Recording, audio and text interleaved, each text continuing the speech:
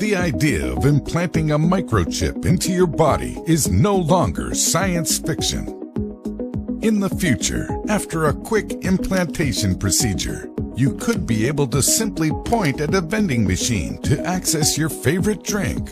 Doctors would be able to read your vital signs while you're at home. By waving your hand, you could unlock your front door or pay for your train tickets. And this is just the beginning. People around the world are already installing RFID chips into their bodies. Why? Microchip implants have evolved from something reserved for the most dedicated biohackers on Reddit to a useful daily tool.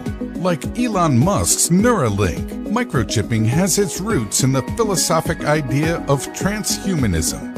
This theory states that humans will eventually evolve beyond their physical and mental limitations using science and technology. Microchipping could be a stepping stone for this cyborg evolution. Currently, RFID chips can only perform basic functions, so we still have a ways to go. Likewise, there are serious questions about the implants, ranging from long-term toxicity to hacking and privacy. For some, microchipping feels too close to an episode of Black Mirror. But this has not stopped companies from developing commercial microchips, or a growing number of people from implanting them. However, RFID technology is not as new as you might think. But what is an RFID chip? Radio Frequency Identification Technology, or RFID, has been around for decades. RFID luggage tags are used to make sure your bag gets to the right place. RFID ear tags are used to register and track livestock throughout the United States. Every day, pets safely receive RFID implants, just in case they ever get lost. You probably already have an RFID chip on your contactless credit card. RFID implants used for humans are microchips about the size of a grain of rice, encased in a biosafe glass tube. The implant is inserted into the top of your hand, right under the skin. It comfortably sits between your thumb and index finger. Passive RFID chips, like those used for implants, do not have a power source. They rely entirely on the reader as their power source. You can think of them almost like a barcode. In 1998, British scientist Kevin Warwick, also known as Captain Cyborg, became known as the first human to receive an RFID implant.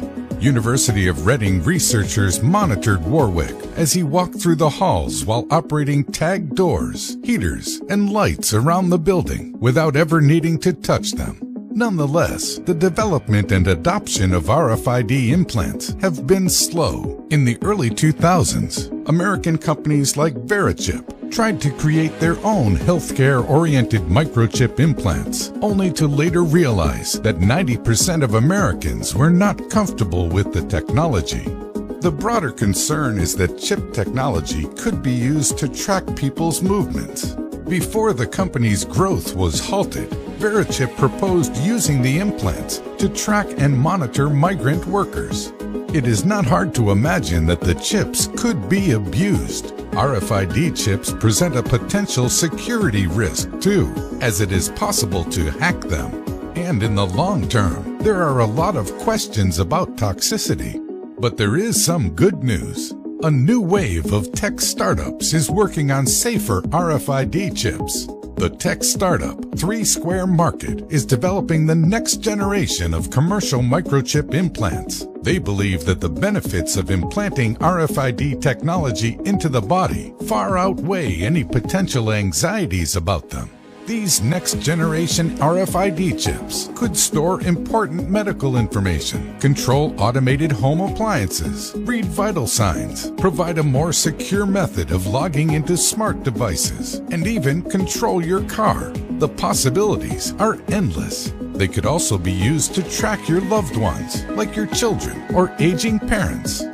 The RFID chips offered by companies like Dangerous Things are programmable, giving users control over the code in the implant. And if this sounds like something you would like to try now, you can buy a chip implant kit directly off their website.